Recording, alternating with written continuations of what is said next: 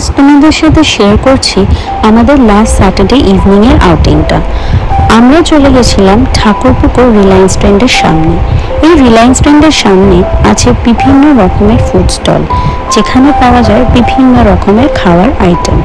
Variety of kebabs থেকে hot piping momos, tangy chaats, delicious ice creams and refreshing soft ড্রিঙ্কসও।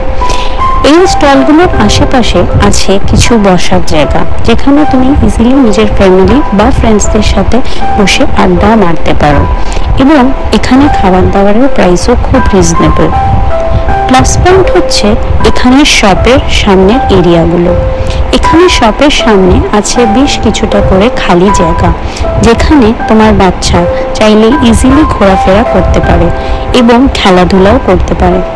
যদিও তোমাকে একটু সাবধান হতে হবে, কেন কি এখানে আছে একটা পার্কিং লটও, যেখানে গাড়ি আসা যাওয়া করে, বাট ফ্রি স্পেসটা বেশ অনেকটাই ফ্রি।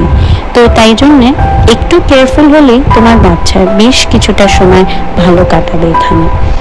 যদি তুমিও আমার মতন ঠাকুরপুকুরের আশেপাশে থাকো আর তোমারও হঠাৎ করে একটা ইভিনিংয়ে মনে হয় যে চলো কিছুটা সময় বাইরে কাটিয়ে আসি, তাহলে তুমি ইজিলি এই জায়গাটাকে কনসিডার করতে পারো।